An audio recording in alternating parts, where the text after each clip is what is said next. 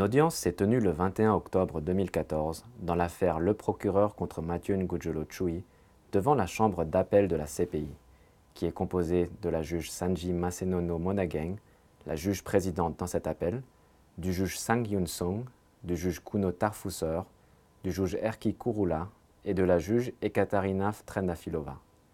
La chambre d'appel a programmé cette audience publique pour entendre les points de vue des parties et des participants sur des questions soulevées dans l'appel, afin d'aider la chambre d'appel à clarifier et résoudre ces questions. Le 18 décembre 2012, la chambre de première instance 2 de la CPI avait acquitté Mathieu Ngudjolo Tchoui de 3 chefs de crimes contre l'humanité et de 7 chefs de crimes de guerre qui auraient été commis lors de l'attaque du village de Bogoro, en République démocratique du Congo, le 24 février 2003. La Chambre a estimé que le procureur n'a pas démontré, au-delà de tout doute raisonnable, que Mathieu Ngudjolo Tchoui était responsable des crimes commis lors de cette attaque. Le bureau du procureur a fait appel de ce verdict. Pendant l'audience, le bureau du procureur a commencé ses observations en soulignant que l'acquittement de Mathieu Ngudjolo avait résulté notamment d'erreurs fondamentales sur le plan juridique de la procédure et des faits. The problem here, Your Honors. Mais le problème ici, ce n'est pas que Mathieu Ngudjolo a été acquitté. Les acquittés sont un élément tout à fait normal de tout système pénal, qu'il soit national ou international. Et ce n'est pas pour cela que l'accusation a interjeté cet appel. Cet appel a été interjeté parce que cet acquittement résulte d'erreurs fondamentales sur le plan juridique, de la procédure et des faits. Et dans leur ensemble, ont amené à un déni de justice qui doit être corrigé par cette Chambre, non pas uniquement pour cette affaire, mais surtout pour éviter que les erreurs qui sont à la base de ce jugement en première instance aient un impact sur les autres affaires devant cette Cour. L'équipe du bureau du procureur, composée de Fabrizio Guariglia, Reinhold Gallmetzer et Hélène Brady, a ensuite étayé les 3 moyens soulevés dans son appel. Premièrement, l'accusation estime que la Chambre de première instance 2 a mal interprété la norme d'administration de la preuve, selon laquelle la culpabilité de l'accusé doit être établie au-delà de tout doute raisonnable. En outre, l'accusation considère que la Chambre de première instance n'a pas pris en compte les éléments de preuve dans leur totalité, mais a adopté une approche fragmentaire en analysant chaque groupe d'éléments de preuve de façon isolée. Le 3e moyen d'appel a été abordé à huis clos partiel sur l'ordre de la Chambre. L'accusation a en outre appelé la Chambre d'appel à ordonner l'ouverture d'un nouveau procès devant une nouvelle Chambre de première instance, tout en observant qu'un nouveau procès dans cette affaire n'engagerait pas forcément beaucoup de temps ou de ressources. L'équipe de défense de Mathieu Ngudjolo a pour sa part soutenu que la Chambre de première instance avait mené une analyse rigoureuse des éléments de preuve et rendu un jugement d'acquittement au-delà de tout doute raisonnable. Les conseils Jean-Pierre Kilenda et Jean-Pierre Fauffet et l'assistant juridique Godefroy Bokolombe ont tour à tour présenté les arguments de la défense réfutant les 3 moyens d'appel soulevés par l'accusation.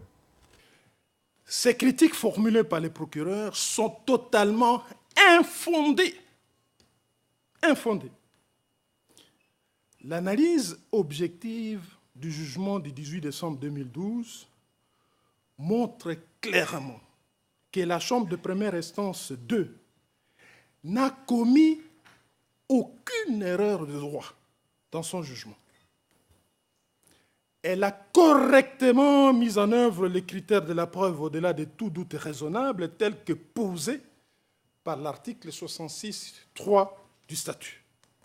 Au nom de 353 victimes, le groupe principal de victimes de l'attaque de Bogoro, Maître Fidel Nsita Louvenchika, a demandé à la Chambre d'appel d'ordonner une réformation du jugement en raison notamment d'une accumulation d'erreurs commises par la Chambre de première instance dans son jugement. De par son analyse morcelée de la preuve, de par des conclusions qui se fondent sur des supputations non fondées de la preuve admise au dossier, de par le manque de cohérence de sa motivation, de par son manquement de garantir l'équité de la procédure, la Chambre est parvenue à des conclusions factuelles auxquelles aucun juge raisonnable de fait n'aurait pu parvenir. Il y a une véritable accumulation de ces erreurs et cette accumulation doit conduire à la réformation du jugement. Je vous remercie. L'autre représentant légal des victimes dans cette affaire, maître Jean-Louis Gillissen, qui représente un groupe d'anciens enfants-soldats, a également souligné de telles erreurs et a en outre appelé la Chambre d'appel à revoir les déclarations de victimes enfants-soldats.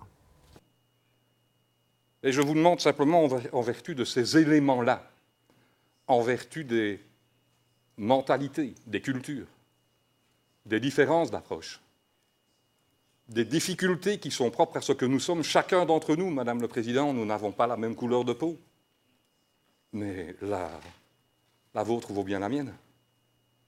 Je vous demande effectivement de revoir ces déclarations et vous verrez que les choses ne sont guère si simples. Et qu'en recentrant un petit peu, en recentrant le critère d'évaluation de la crédibilité, vous n'aurez plus le même dossier. Mais je n'ai qu'une chose à vous demander pour les victimes que je représente. Faites justice, Madame le Président, Madame le juge, Messieurs les juges. Faites justice, parce que ceux que je représente le méritent, parce qu'eux-mêmes représentent des milliers de jeunes qui, en Ituri, des milliers de jeunes, ont cette vie brisée dont j'ai essayé de vous parler, j'ai dit, et je vous remercie. Mathieu Ngudjolo Tchoui a également eu la possibilité de s'adresser directement à la Chambre en fin d'audience. Depuis le début de l'affaire, j'ai plaidé non coupable et j'ai fait une déposition après avoir prêté serment. J'ai déclaré qu'en aucun cas je n'ai planifié l'attaque de Bogoro du 24 février 2003.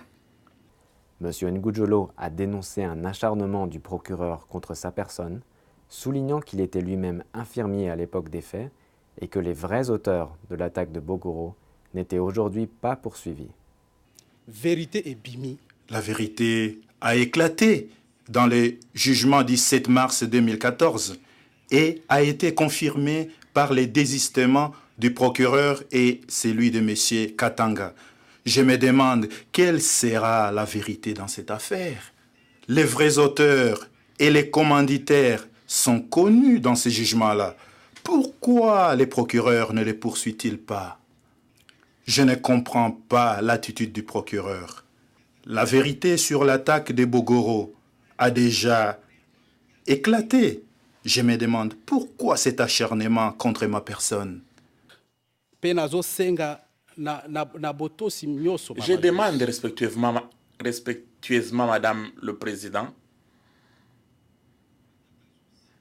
Madame, Messieurs les juges, de confirmer le jugement du 18 décembre 2012 portant mon acquittement. Parce qu'il n'y a qu'une seule vérité. Il n'y a pas deux vérités. Les juges de la Chambre d'appel rendront leur jugement final concernant l'appel dans cette affaire en temps voulu.